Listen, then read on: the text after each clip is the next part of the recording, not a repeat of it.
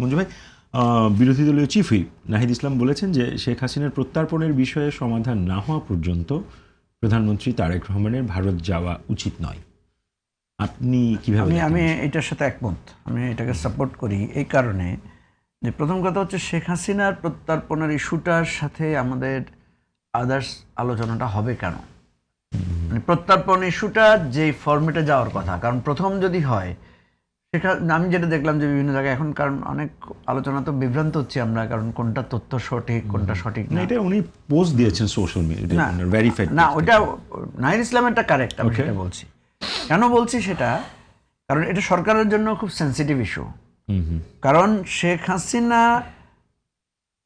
খুনের আসামি, গণহত্যাকারী, তার বিরুদ্ধে মামলা দায়ের হয়েছে, তিনি বাংলাদেশে আসবেন, আদালতে উনি সমর্পিত হবেন, উনি আইনি প্রক্রিয়ার মধ্যে ঢুকবেন, এটাই কথা, এটাই হচ্ছে অ্যাবসলিউট কথা।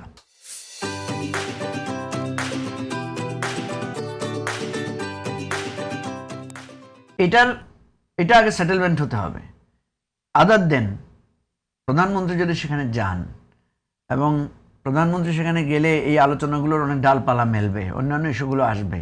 কারণ আপনার সাথে ধরেন আমার একটা ডায়লগ হচ্ছে, আলোচনা হচ্ছে, আপনি আমার একটা বেসিক জায়গায় আপনি একটা ডিসপিউট করে রাখলেন, সুতরাং সেখানে তো আলোচনা আগাবে না।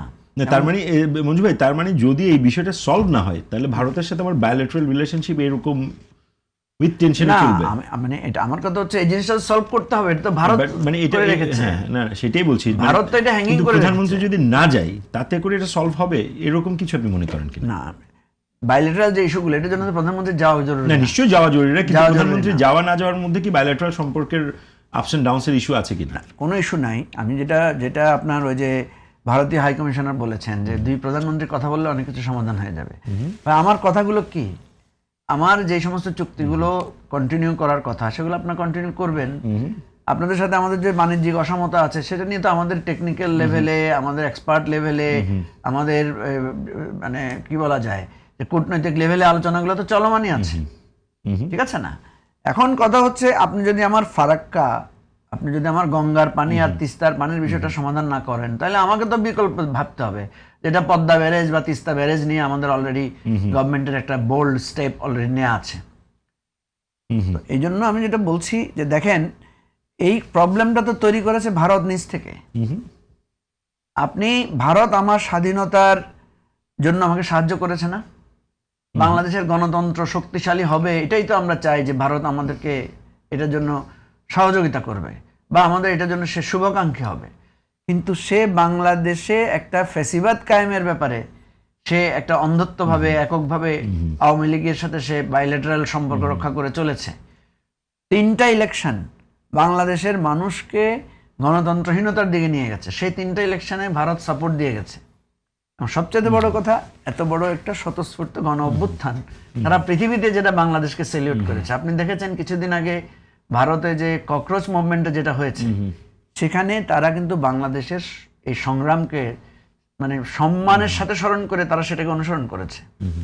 পৃথিবীর বহু জায়গায় বাংলাদেশের গণ অভ্যুত্থানকে তারা মানে এইটাকে একটা মাইল ফলক আকারে বিবেচনা করছে, অথচ ভারত সেটারই একটা মানে কি বলে ব্ল্যাক স্পট তৈরি করে রেখেছে।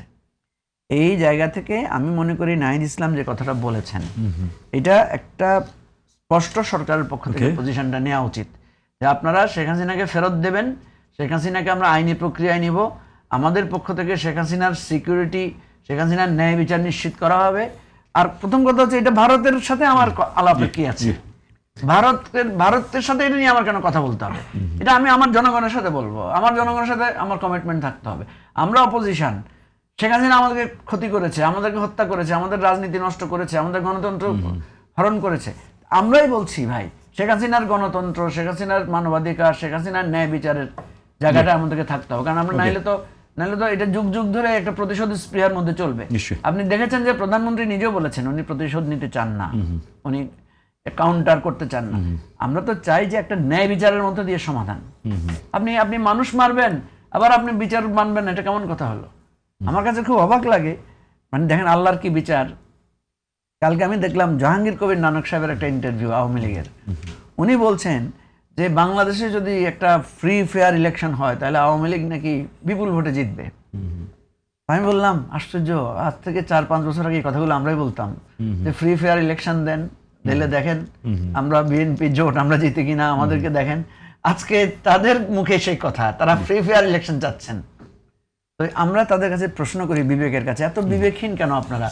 আপনারা কেন ফ্রি ফেয়ার ইলেকশন দিলেন না? তাইলে আপনাদের যদি এত জনসমর্থন থাকে ফ্রি ফেয়ার ইলেকশন দিলেন না কেন তখন? তো সুতরাং কেন দিলেন না ফ্রি ফেয়ার ইলেকশন, সেটার জন্য এই দেশবাসীর কাছে জবাবদিহি করতে হবে, ক্ষমা চাইতে হবে, দেশবাসীর কাছে বলতে হবে যে ফ্রি ফেয়ার ইলেকশন একটা প্রাপ্য ছিল, দেই নাই, আমরা ভুল করেছি, এখন আমরা মাফ চাই, এখন আমাদের জন্য একটা ফ্রি ফেয়ার ইলেকশনের ব্যবস্থা করেন।